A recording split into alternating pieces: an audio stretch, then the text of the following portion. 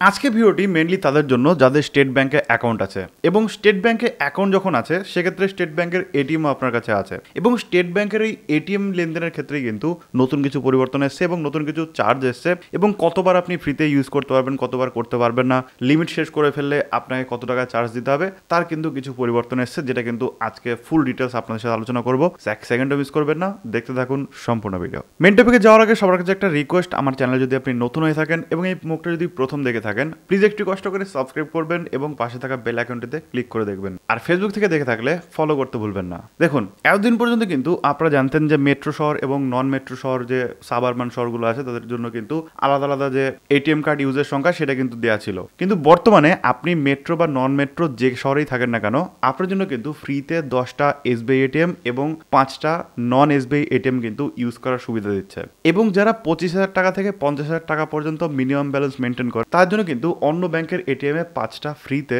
ট্রানজ্যাকশনের সুবিধা দেওয়া হচ্ছে। যদিও 50,000 পর্যন্ত না, মোটামুটি যাদের 1 লাখ টাকা পর্যন্ত মাসিক মিনিমাম ব্যালেন্স থাকে তার জন্য কিন্তু এই সুবিধাটা দেওয়া হচ্ছে। তবে হ্যাঁ, যাদের 1 লাখ টাকার ওপরে মিনিমাম ব্যালেন্স থাকে প্রতি মাসে, তো সেক্ষেত্রে কিন্তু আপনার ট্রানজ্যাকশনের কোনো লিমিট নেই। অর্থাৎ আপনি এসবিআই থেকে করুন আর নন এসবিআই কোনো এটিএম থেকে করুন, আপনার কিন্তু ট্রানজ্যাকশনের কোনো লিমিট দেওয়া হয়নি। তো এর জন্য জাস্ট আপনাকে 1 লাখের ওপরে টাকা রাখতে হবে আপনার ব্যাংকে এবং মিনিমাম যে মাসিক মেনটেন্যান্স ব্যালেন্স সেটা কিন্তু 1 লাখ টাকার উপরে রাখলে কোনো ট্রানজ্যাকশনের লিমিটে থাকবে না। আপনি যাই করুন না কেন, মানে দিনে 10 বার তুলুন আর মাসে 50 বার তুলুন, আপনার কিন্তু কোনো রকম লিমিট নেই। কিন্তু হ্যাঁ, যাদের লিমিট রয়েছে এবং আপনি যদি লিমিট ক্রস করে ফেলেন, সেক্ষেত্রে কিন্তু আপনি যখন আপনার 10টা ট্রানজ্যাকশন শেষ করে ফেলবেন, তারপরে কিন্তু এসবিআই থেকে যদি আপনি টাকা তুলতে চান, সেক্ষেত্রে কিন্তু আপনাকে 15 টাকা প্লাস জিএসটি দিতে হবে, মানে প্রতি ট্রানজ্যাকশনের। এবং আপনি যখন নন এসবিআই কোনো ব্যাংক থেকে টাকা তুলতে যাবেন এবং আপনার যদি লিমিট শেষ হয়ে যায়, সেক্ষেত্রে কিন্তু 21 টাকা প্লাস জিএসটি দিতে হবে। তবে হ্যাঁ, এসবিআই থেকে যদি আপনি টাকা চেক করতে চান বা পিন টিন চেঞ্জ করতে চান, সেটা কিন্তু সম্পূর্ণ ফ্রি,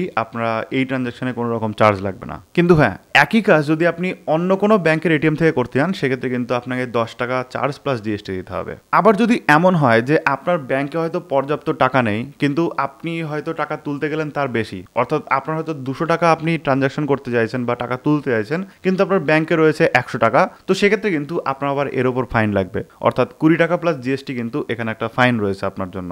এবং যেটা কিন্তু 1 মে 2025 থেকে লাগু হবে, অর্থাৎ আর মাত্র হয়তো ওই 15 দিন মতো আছে। 15 দিন পর থেকে কিন্তু আপনারা দেখবেন যে এই সিস্টেমটা লাগু হয়ে গেছে এবং যখন আপনি ট্রানজ্যাকশন করবেন তখন কিন্তু একটু বুঝে শুনে করবেন। তবে হ্যাঁ, যাদের 25,000 থেকে 1 লাখ টাকা পর্যন্ত যাদের টাকা মোটামুটি থাকে, তাদের মোটামুটি 15টা তো ফ্রি রয়েছে, 10টা এসবিআই 5টা নন এসবিআই। সো কোনো ব্যাপার নেই, আপনারা আরামসে 15টা ট্রানজ্যাকশন মানে অনেক একটা মাসে। সো এটা হচ্ছে ব্যাপার। তো ভিডিওটা যদি আপনাদের ভালো লেগে থাকে, সেক্ষেত্রে অবশ্যই লাইক করবেন আর এখনই আপনার ফ্রেন্ডদের সাথে শেয়ার করে দিন যাদের এসবিআই অ্যাকাউন্ট আছে। থ্যাংক ইউ সো মাচ পুরো ভিডিও দেখার জন্য। দেখা হবে নেক্সট ভিডিওতে। টাটা।